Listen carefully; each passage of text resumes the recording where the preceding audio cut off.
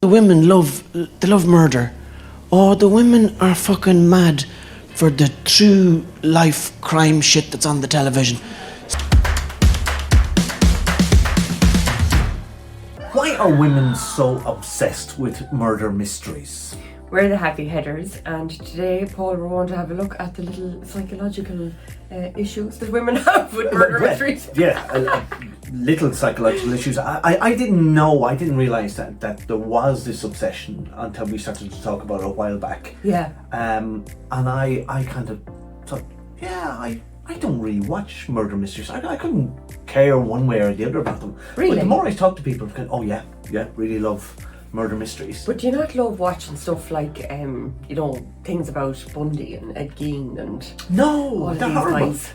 Why would you want that trash in your head, like depressing you? Fascinating. It's not depressing. It is. Ted Bundy and people cannibalistic. Who was the other guy? Was it? Jeffrey Dahmer. Yeah. He was actually quite sad. He just They're wanted all them quite to sad. be with him, to stay with him forever. So he ate Well, is them. that different So than weird. the Miss Marple thing or the Poirot or any of these Sherlock Holmes? They're murder mysteries, but they're not what you're talking about.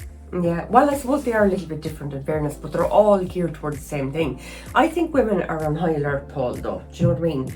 And I think part of the reason why we watch these murder mysteries is so that we can be alerted to the signs of somebody who's going to kill us.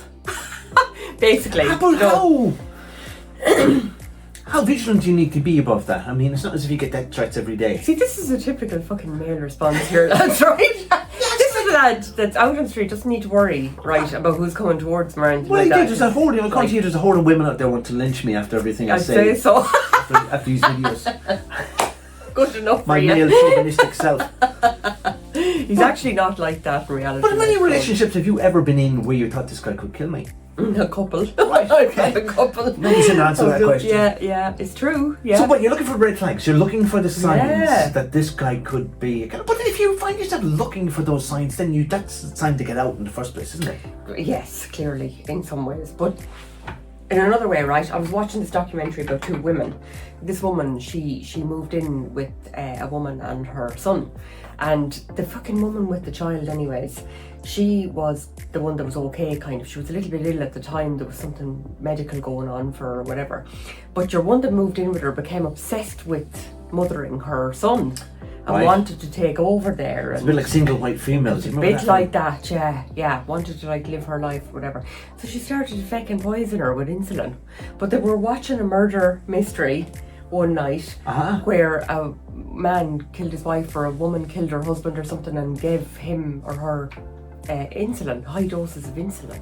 Right. And then when they went to hospital in A&E, they couldn't detect the insulin. Right, because it's a natural substance in the body. Naturally occurring in the body, so they were testing for other toxins. Give me ideas there now. Paul, are you on insulin? Shut up! Oh my god, I'm gonna kill him. So anyway, I'm joking.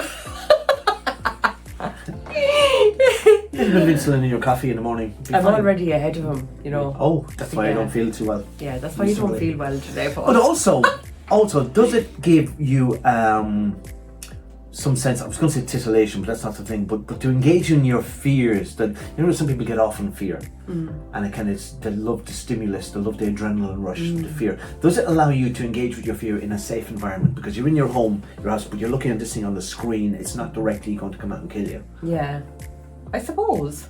Yeah. That's a difficult question, I suppose. Really. Right. What do you think? Like maybe the listeners will throw a few.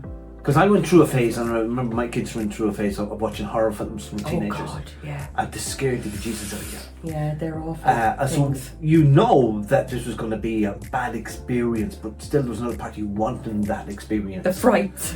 Of it. Yeah, no, I grew up in a fucking violent home. That's the last thing I want. So more you don't frights. You don't have to tell you this. Yeah, that's not for me. I hate getting frightened. I hate it. Is there also the thing that in a lot of these murder mysteries things, Miss Marple probably, but that there can be a strong female character, maybe who is the detective or the cop or the good person in it, who's working through all of this, thinking about it and watching and putting the clues together, the jigsaw together, and that she's going to prevail in the end? Is it about strong femininity? Well, sometimes it can be a bit about that, but I mean, more often than not, and I'll probably be, slated for this, but like more often than not, it's the women are the perpetrators, in relationships, because they're trying to kill their husband for some reason or another.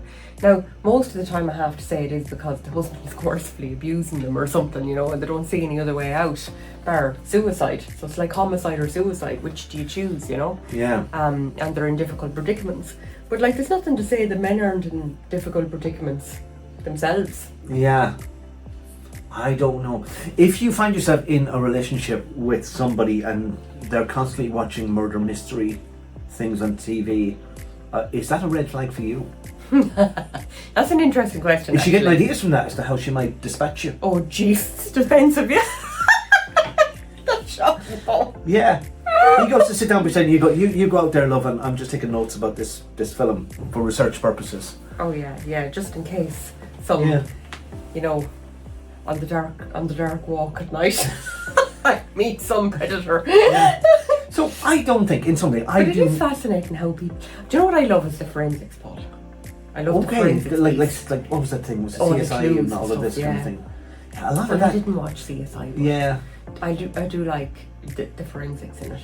Right. A lot of that stuff, though, isn't as 100% accurate as we're led to believe, like CSI. Really? DNA testing and that. There can be similarities with people's DNA and stuff like that. Yeah, and just because DNA but is it not like 1 in a billion or something like no, that? it's not an exact science as we're led to believe, is my point. I can't explain to you exactly the thing, but I remember watching something about this and saying, no, that they kind of hyped that up a little bit just because it's in the film. Oh, well, yeah, that's kind of different.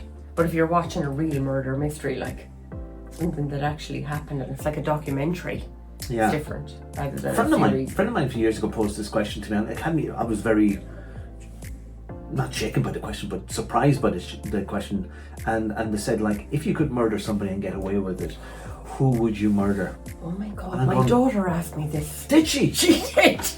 Right. I fucking actually don't know. But why would somebody ask that question was the thing that was going around in my head. If you asked... What are they thinking? Yeah, but like if you asked me that when I was in school, I would have had a list the length of my arm of people I would have wanted. Yeah. There's loads of people I didn't get on with in school that made my life miserable. Are they still alive?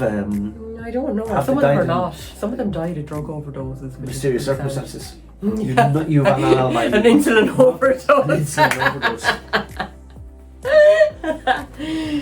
We want to know your experience. Is your other half obsessed with murder mysteries? And is it something that you should watch out for?